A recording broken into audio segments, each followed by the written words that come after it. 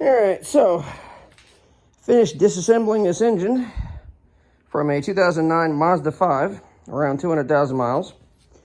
That, long story, but I've been holding on to this engine for, it's been sitting here in the garage in Texas for a year, and I think I was sitting in the garage in our old house in Wisconsin for a few months.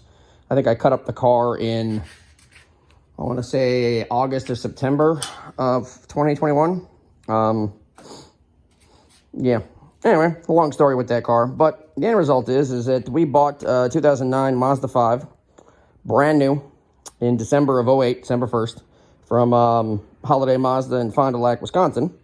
And we had that car for a long time until it was given to a family member, and the family member didn't take care of the transmission and ended up causing the premature self-destruction of the transmission, which eventually ended up, I tried fixing it numerous times. I think it might have needed a valve body or a complete rebuild, I'm not sure, but at any rate, we found that it was much easier to just go down to, when we lived in Wisconsin, go down to Illinois near St. Louis and go buy that 2010 Mazda 5 with a manual transmission, which has permanently solved that problem. But the engine ran flawlessly, and I wanted to make a table out of it because I really loved that car when we had it, and it was called the Akira, and it was blue. Our current one is gray, but at any rate, I kept the engine and the transmission from it. Took the transmission apart yesterday. Took the engine apart today, and that thing we bought it brand new. I think it had 34 miles on it. I did the first oil change at 500 miles with a Mazda factory filter and Castrol full synthetic Syntec oil.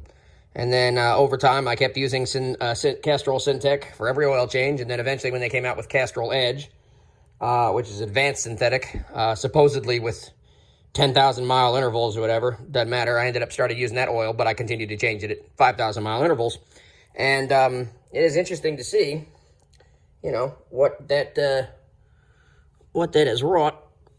The bearings, the crank bearings are flawless.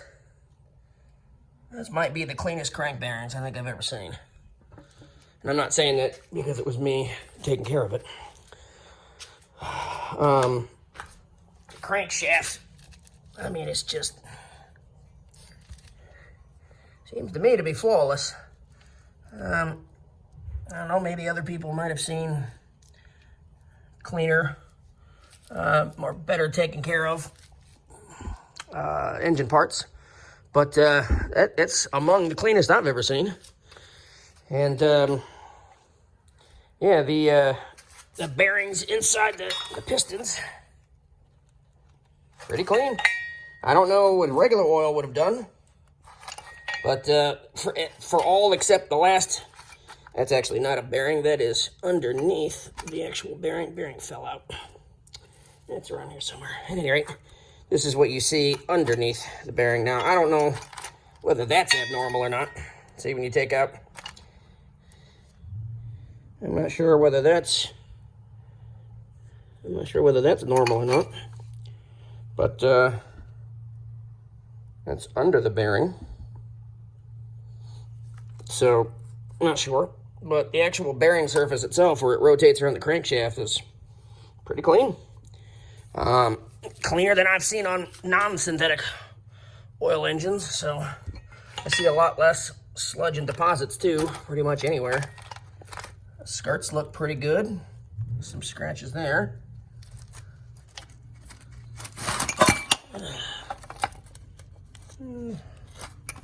That might be of some concern. Yep. So, yeah, like I said, the last year or so, it was in the care of somebody who didn't care about vehicles at all, so I'm not sure what oil it had. Or whatever it was guarantee it was the cheapest thing ever. But prior to the last year of its life, it had full synthetic oil its entire existence. Every 5,000 miles, dealer filters every time. Full Castrol synthetic. So, it's interesting also the surface of the valves. Yeah. Little bits of deposits on there.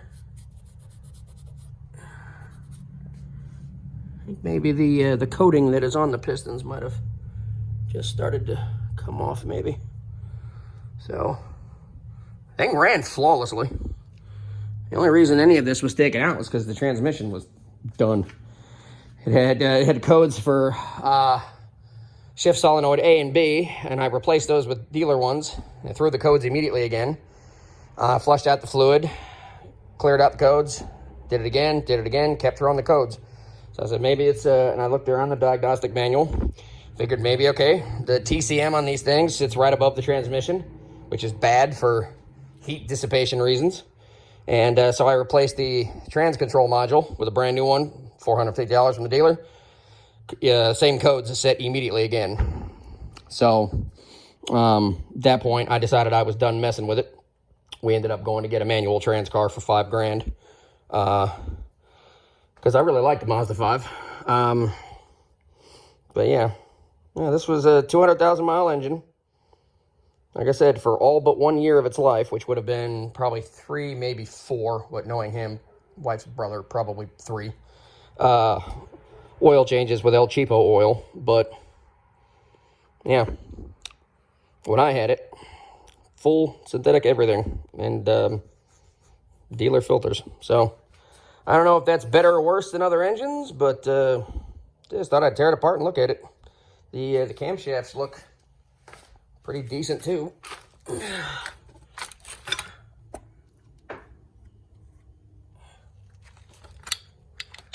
That would be I believe that's the exhaust cam. Now, there's some wear right there. And right there. So maybe that wear would have been avoided if I would have done oil changes every 3,000 miles. The actual factory book said if you're doing mostly highway miles, you can change it every 7,500 miles or 3,000 under severe use. So I compromised and did 5,000. So, like I said, it ran flawlessly.